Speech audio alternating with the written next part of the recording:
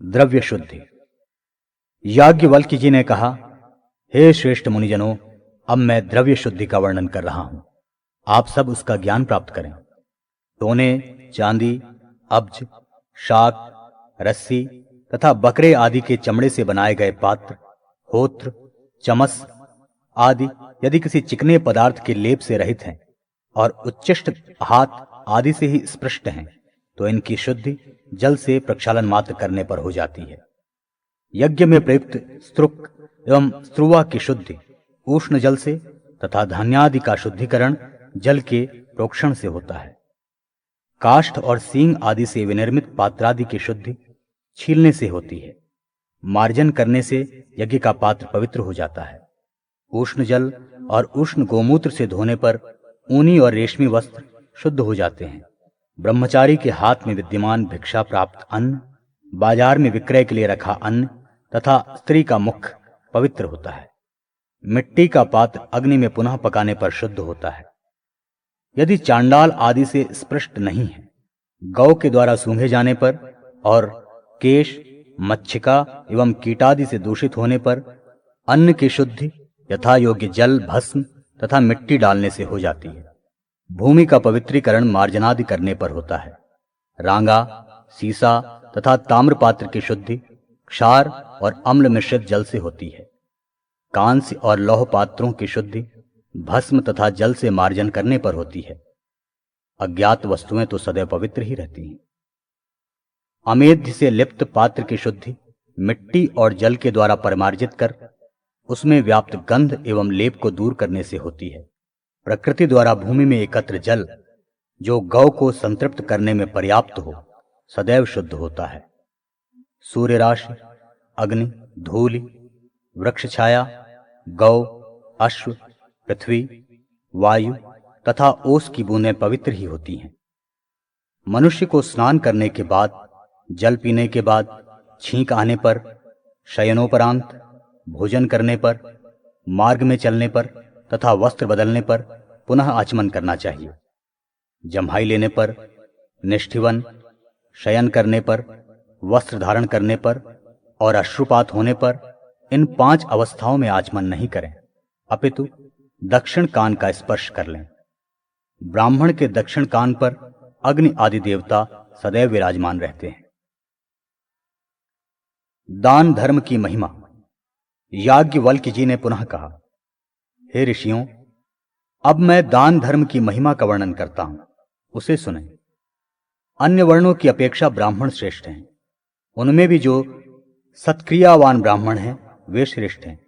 उन कर्मनिष्ठों में भी विद्या तथा तपस्या से युक्त ब्रह्म तत्ववेत्ता श्रेष्ठ तथा सत्पात्र हैं। गृहस्थ के द्वारा गौ, भूमि, धान्य तथा सुवर्ण आदि का दान सत्पात्र को उसका पूजन करके दिया जाना चाहिए। विद्या एवं तपस्या से हीन ब्राह्मण को प्रतिग्रह स्वीकार नहीं करना चाहिए। इस प्रकार दान लेने पर वो प्रदाता और स्वयं को अधोगामी बना देता है। प्रतिदिन उपयुक्त पात्र को दान देना चाहिए। निमित्त उपस्थित होने पर विशेष रूप से अधिक दान देना चाहिए। किसी के याचना करने पर भी यथाशक्ति अपनी श्रद्धा के अनुसार दान देना चाहिए। सुवर्ण से अलंकृत सींगों वाली, चांदी से मढ़े हुए खुरों वाली, सुंदर वास्त्राच्छादित, अधिक दूध देने वाली सुशील गौ का यथाशक्ति दक्षिणा के साथ दान करना चाहिए और दान देते समय साथ में कांस्य पात्र भी दिया जाना चाहिए। सींग में 10 सौवर्णिक सोना तथा खुर में 7 पल चांदी लगाना चाहिए एवं दोहन पात्र 50 पल का कांसे का होना चाहिए। गौ का बछड़ा भी अलंकृत होना चाहिए। गौ रोग रहित तथा सवत्सा होनी चाहिए। यदि बछड़ा न हो तो स्वर्ण या पिप्पल काष्ठ का बाछा या बाछी बनाकर देना चाहिए। ऐसा करने से प्रदाता बछड़े के शरीर में स्थित रोम संख्या के अनुसार उतने ही वर्ष पर्यंत स्वर्ग का उपभोग करता है। यदि गौ कपिला होती है तो वो दाता के 7 कुलों का उद्धार कर देती है।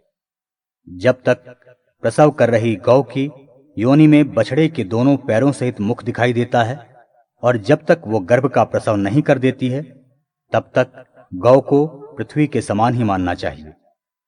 सामर्थ्य के अभाव में स्वर्णमय सींग आदि से युक्त गौ का यदि दान नहीं किया जा सके तो भी रोग रहित हष्टपुष्ट दूध देने वाली धेनु अथवा दूध न देने वाली गर्भिणी गौ का जो दान करता है उस स्वर्गलोक में भी महिमा मंडित होकर निवास करता है।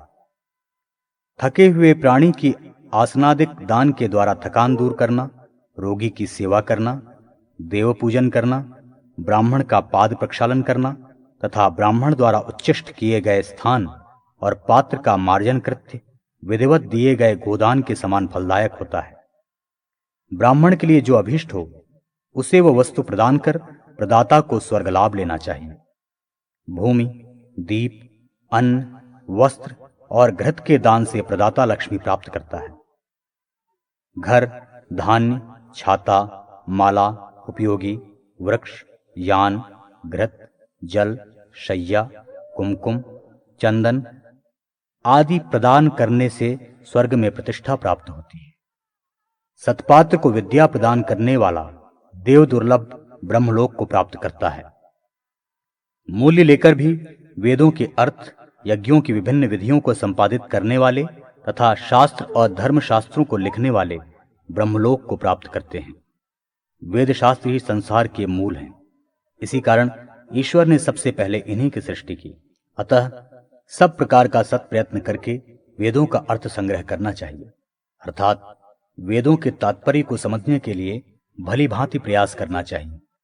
जो अधिकारी इतिहास अथवा पुराण लिखकर दान देता है वो ब्रह्मदान के समान प्राप्त पुण्य का द्विगुणित पुण्य प्राप्त करता है। द्विज को नास्तिकों के वचन, कुतर्क तथा प्राकृत और म्लेच्छ भाषा ऐसे भाषित वचन नहीं सुनने चाहिए, क्योंकि ये शब्द द्विज को अधोगति में ले जाते हैं।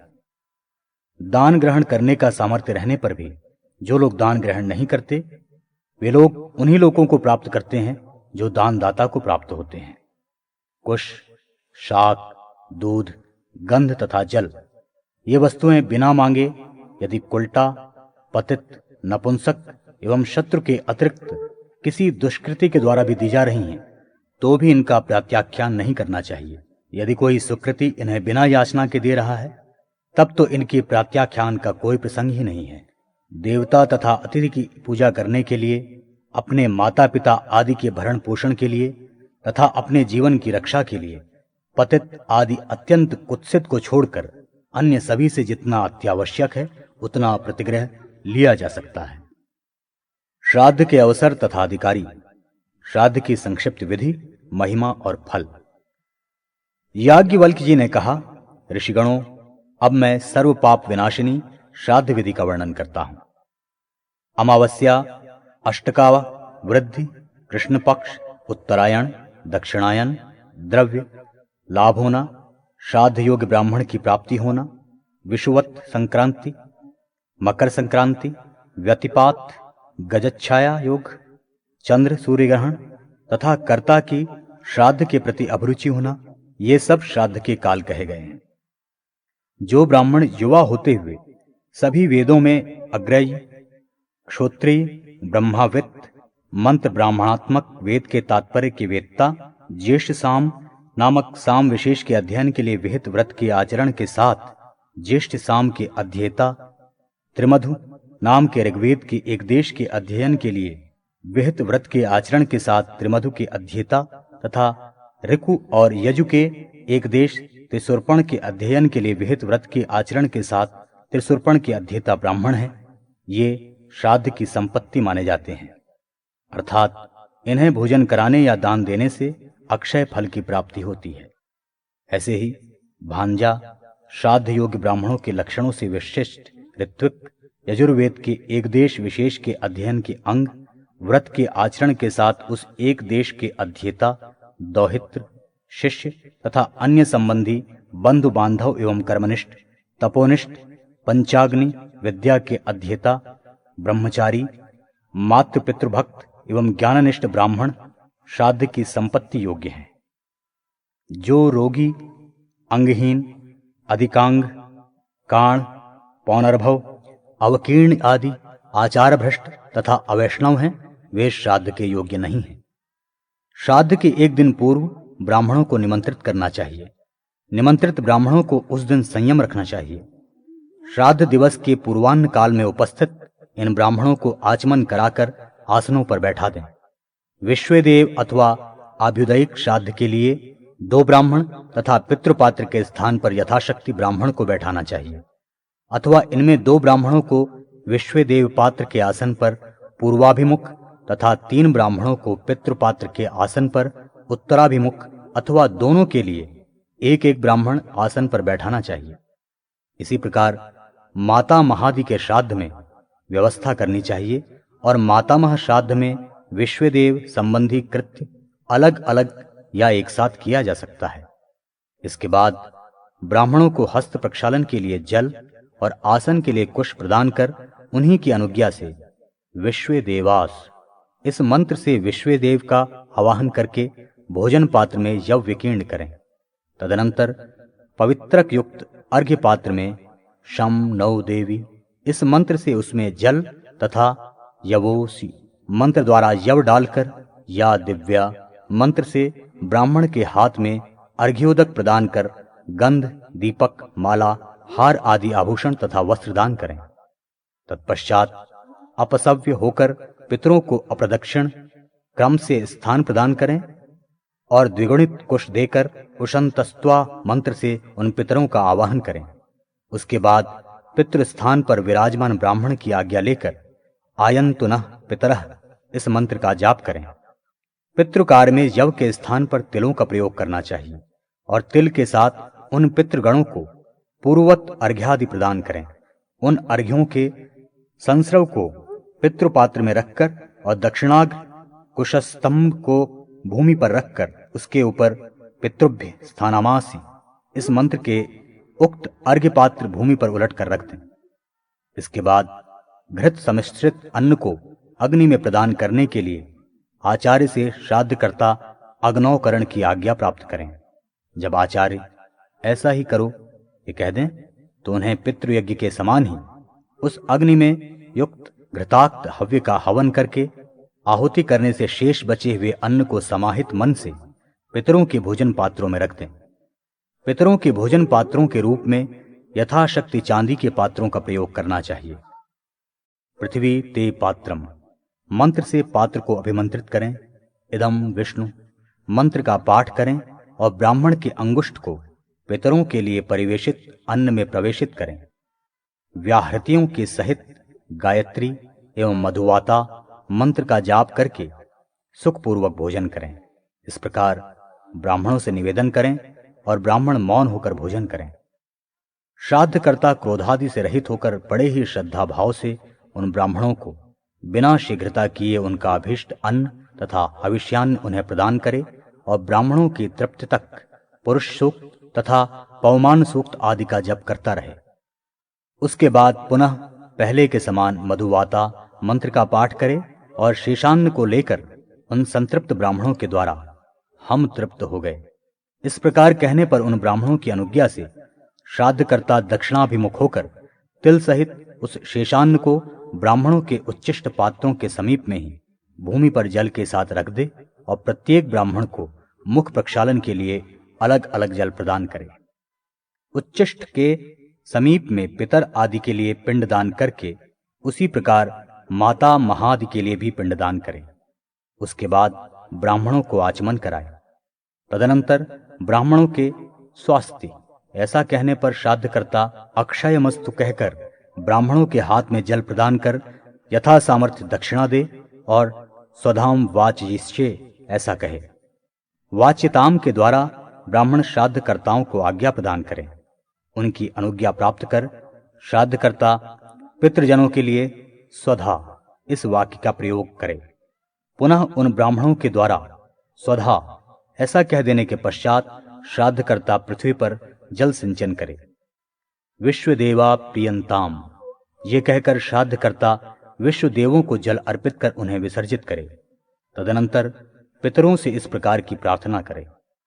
पितृगण, हमारे यहाँ दाताओं, वेदों और संतानों की वृद्धि हो। हमारी श्रद्धा कभी न घटे। देने के लिए हमारे पास बहुत संपत्ति हो। तदनंतर वाजे वाजे इस मंत्र का उच्चारण करते हुए श्राद्धकर्ता प्रसन्नता के साथ यथाक्रम पितरों का विसर्जन करे।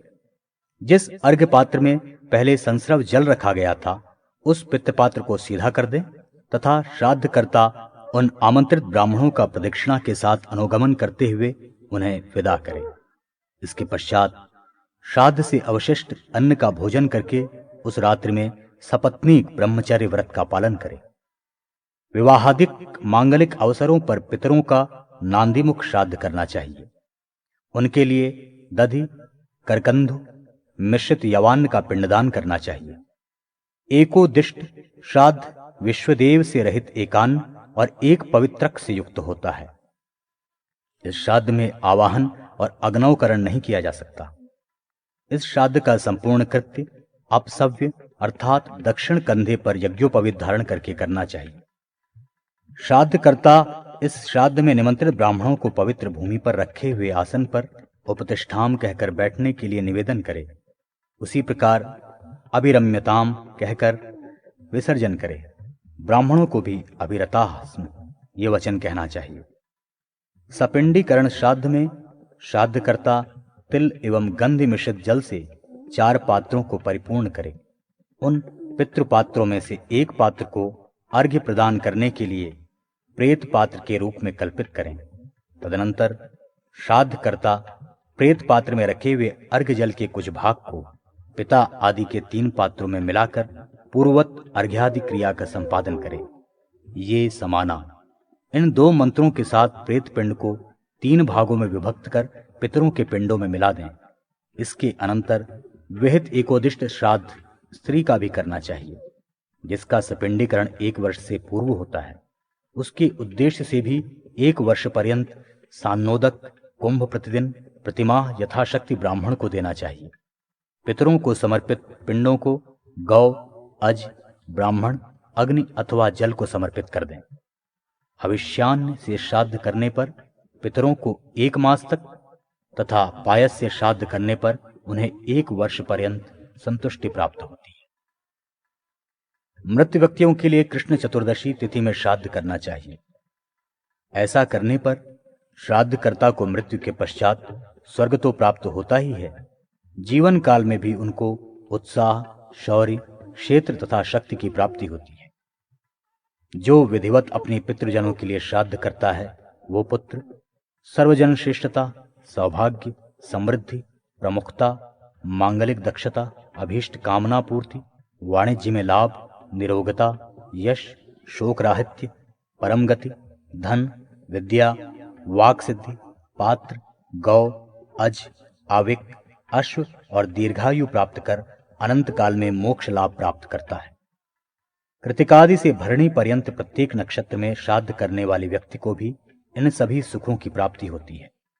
सुंदर सुंदर वस्त्र तथा भवन आदि सुख साधन स्वयं ही श्राद्धकर्ता को सुलभ होते हैं। अर्थात इस प्रकार का श्राद्धकर्ता भोजन, वस्त्र तथा भवन आदि से परिपूर्ण रहता है। पिता पितामहादि पितर संतुष्ट होकर श्राद्धकर्ता को नित्य आयु, संतति, धन, विद्या, राज्य, सभी प्रकार के सुख, स्वर्ग और मोक्ष प्रदान करते हैं।